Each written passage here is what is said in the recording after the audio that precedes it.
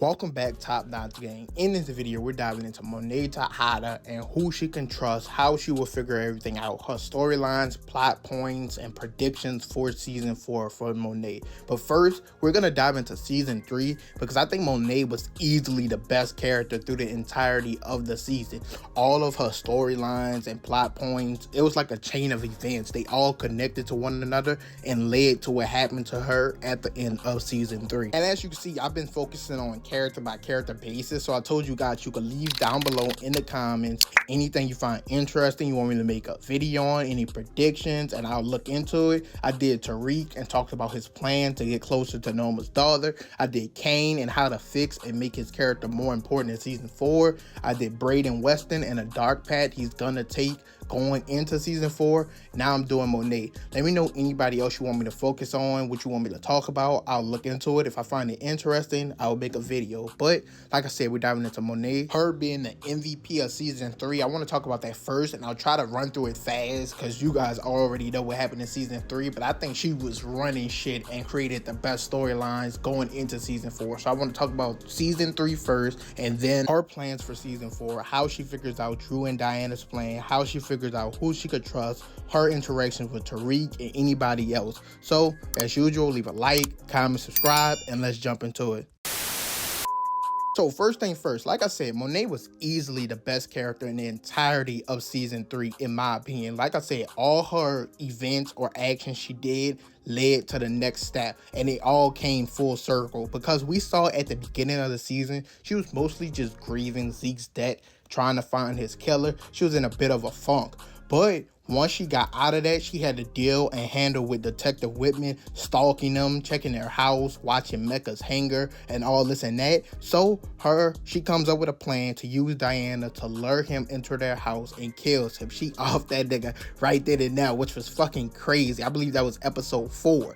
This leads to her right back to the Zeke information because killing Detective Whitman led her to seeing the evidence he had that Lorenzo's fingerprints were at the site of Zeke's murder. So now she hit up Davis, she hit up Tariq to find anything they can. Tariq goes to Tate, I believe, and he finds out IG wasn't even in New York. He was in the Dominican Republic, like he says. She goes back and questions Kane and asks him where did he get this information from. He says Lorenzo, and now she got him. She got him. She know Lorenzo killed Zeke. So Kane goes to Lorenzo and tells him he might as well admit it, tell her, get ahead of it because she knows something is up. So Lorenzo, of course, admits it, goes through with it, tells her she wants a divorce, she wants him gone out of the house, and now she wants him gone, not like dead. So what she decides to do is she goes to, what's her name, Evelyn, the Costello mom. I don't even remember her name. She goes to her and tells her it was Lorenzo who killed her husband, hoping she retaliates. But she doesn't want any more of her sons to die or any more of her family to die. So she doesn't want to get her sons involved. But during a conversation between Monet and Gordo, who is dating Drew, he says he'll do anything to get revenge on whoever killed his father. She tells him it was Lorenzo and gets him to take out Lorenzo. But because of this revelation to Gordo and him taking out Lorenzo, Drew wants revenge and he just goes out and assumes it was the Russians. So that Lorenzo problem created another problem because now they're at war with the Russians because Drew kills one of their members in retaliation. So now she tells Gordo, back off Drew. He should have never let Drew start the war with the Russians, and now they're in a mess. She wants him to leave Drew alone. He tells her no, as long as they both keep their mouth shut, they're all good. So now Monet comes up with another plan so she could end the war with the Russians and get rid of Gordo at the same time to cover her track. And this is what I mean by her storylines being like a chain of events, all following the next one. So what she decides to do is set up Kai as being Gordo's accomplice of taking out Lorenzo. So what she does is sets up a meet with Kai, who just wants to sleep with her his whole life. I guess that was the whole plan, his whole life.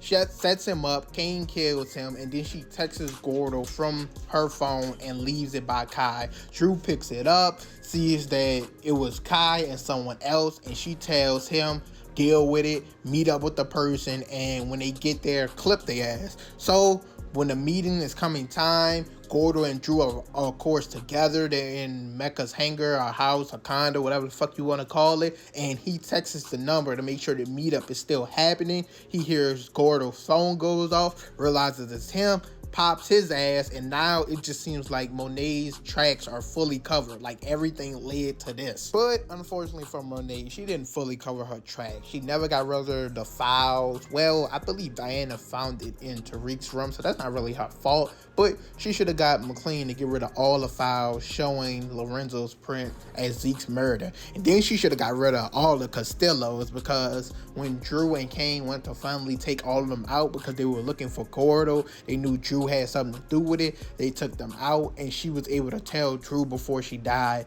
that it was Monet who killed Lorenzo. So now, because she ain't cover all her tracks, Drew and Diana was able to piece everything together. Kane came in with his suspicion, also telling him he knows Lorenzo was the one who killed Zeke, and they finally go and confront her. The whole family blows up. Finally, they've been blowing up on each other for the last 3 seasons, but now their family looking officially over. Then we get into Drew and Diana's plan: kill Monet, kill Tariq, get out the game, never look back. And to mention this really quickly, Diana dresses up as Monet and delivers the letter of Tasha's address to Kate, Tommy's mom, and that's gonna play a vital part in season 4, so I didn't make sure I mention that right now. So she dresses up as Monet, delivers the letter so she could turn Monet and Tariq against one another, start manipulating them. Diana also convinces Tariq to take out Monet because he believes now it was Monet who gave up Tasha's address. But when he goes to do it, Diana's actually having second thoughts when she's in the car with Monet, because she's talking about how she loves them, she wants to protect them, so on and so forth. But before anything can happen, Tasha pulls up in a drive-by, shoots Monet, she's brought to the hospital, and Diana still goes through with the plan and tells Kane that it was Tariq who shot up Monet. And now that's where we leave off for season 3. But as I will say once again, all her events, storylines, problems, everything connected fluently throughout the entire season for Monet, and that's how a story should be told. She was hands down the MVP of the season. She got the most shit done, in my opinion. This is my opinion. She got the most shit done, got the most shit popping, and she's gonna create a lot of interesting storylines going into season 4, which we're about to jump into right now. Let's do it. So, first thing first, we know Monet is going to wake up in the hospital. She's going to be good. We saw the leaked pictures of her talking to Michael Ealy, whichever character he's going to play. We'll talk about him a little later. I don't really have much on him, but I do know I want to talk about him later in this video. But she's going to wake up in the hospital. Pretty sure Kane, Drew, Diana, everybody going to be there. Kane going to be running his mouth. I can see this now, talking about it was Tariq who shot at her. He's going to catch that nigga, blah, blah, blah, blah, blah. I can see it now. We all know Kane. He's a hothead. I promise you, this is exactly how the conversation gonna go. And Drew and Diana gonna be more silent, especially Drew, because he still kind of wants her dead. And I think I pointed out in the earlier section, Diana was kind of regretting it, and she was about to bring Monet back into the house, cancel the plan, but Tasha pulled up, started spraying, didn't get to happen. So I think Diana will want fully out the plan, and I think Drew will still want her dead, because she not only killed their father for Drew, but she made Drew kill Gordo as well. And we know how Drew gets in these relationships. Bro is emotionally unhinged once he's hurt and he got out of a relationship. We seen it with the Everett guy, now this. Like, bro, he's not gonna let this go. So honestly, I could see Diana manipulating this to make it seem like the whole thing was Drew ideas, Drew plan, etc. Because I believe Drew will die this season, and I think Monet will have a hand in that if she comes to find out Drew and Diana had this plan. I believe when they tell her what Tariq did, she'll think about it. Like, she'll have to talk to Tariq. She's not gonna just take their word for it, especially after they found out she killed their father. She's gonna have a conversation with Tariq. And also remember, Diana went to Kate's house, Tommy's mom's house, and everybody talked about the camera outside, caught it on camera.